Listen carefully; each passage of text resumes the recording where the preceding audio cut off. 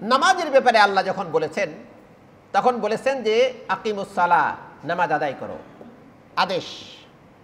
যাকাতের কথা যখন আল্লাহ বলেছেন ওয়া আতুজ যাকাত, তোমরা যাকাত আদায় করো। হজের কথা যখন বলেছেন আল্লাহ বলেছেন যে আতিমুল হজ্জ ওয়াল উমরা, তোমরা হজ এবং উমরা পালন করো।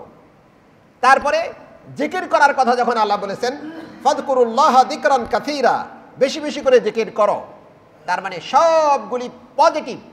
আল্লাহ নির্দেশ দিয়েছেন নামাজ পড়ো, রোজা করো, হজ করো, যাকাত দাও, এরপরে জিকির করো, সৎ আমল করো, সবগুলি নির্দেশ।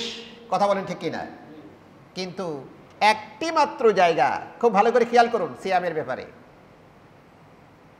একটি মাত্র জায়গা, একটি মাত্র ইবাদত, যেই ইবাদতের ক্ষেত্রে আল্লাহ বললেন তোমরা করো না, বিরত থাকো, মানে কি তোমরা করো না। আমি কি ভাই বুঝতে পারলাম? একটু বুঝতে কষ্ট হবে, কারণ সচরাচর এই বিষয়গুলি আপনি বই পুস্তকে পাবেন না। কারণ সিয়াম মানেই হলো বিরত থাকা।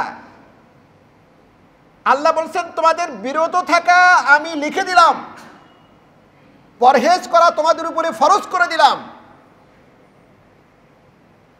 কোনো কিছু না করা তোমাদের উপরে ফরজ করে দিলাম। এবার অবজেক্টটা কি? কার থেকে বিরত থাকবো, কি করব না, এটা হাইড করে দিলেন আল্লাহ। সুবহানাল্লাহ বলুন। কারণ আল্লাহ জানেন যে এই কোটি কোটি মানুষের কোটি কোটি সওয়াব, কোটি কোটি বিষয় তার সামনে আসবে, যেই বিষয়গুলি এক একটা বিষয় আসবে এক এক মানুষের জন্য প্রযোজ্য, সেখান থেকে ইসলামের কায়দা অনুযায়ী তাকে বিরত থাকতে হবে। যেমন একজন ব্যবসায়িক, উনি ব্যবসা করবেন, আল্লাহ রাব্বুল আলামিন বলেছেন খবরদার ফালা তালবিসুল হাক্কা বিল বাতিল, ভালো জিনিসের সঙ্গে ভেজাল মিশিয়ে দিও না। আসারে নাই করা নেই, আপনাকে বিরত থাকতে হবে ওই ভেজাল দেওয়া থেকে। কারণ কুতিবা আলাইকুমুস সিয়াম, আল্লাহ আপনার উপরে এই সিয়াম মাসে যেমন বিরত থাকা ফরজ করেছেন, ওখান থেকে বিরত থাকতে হবে। আর এর একটা প্রশিক্ষণ, এর একটা ট্রেনিং একটা মাস জুড়ে আল্লাহ আমাদেরকে দিতে চান। সুবহানাল্লাহ বললাম না আমরা? 710 ঘন্টার একটা পিরিয়ড। চন্দ্র মাসের বয়স হলো 29.5 দিন। 29.5 দিন কখনো 30 দিন হয়ে যায়, আবার কখনো 29.5 দিন থাকে, 29 থাকে, কখনো চন্দ্র মাসটা 29 হয়, কখনো 30 হয়। তার মানে 8 থেকে 10 ঘন্টার একটা পিরিয়ড। পুরো পিরিয়ডটাকে আল্লাহ রাব্বুল আলামিন মানুষের জন্য, মুসলমানদের জন্য বিরত থাকার হ্যাবিট তৈরি করছেন।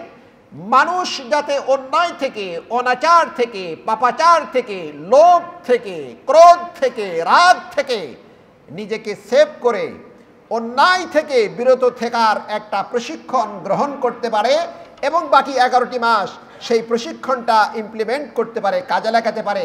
এর একটা ট্রেনিং সেন্টার, একটা ট্রেনিং পিরিয়ড হলো এই 710 ঘন্টার একটা পিরিয়ড।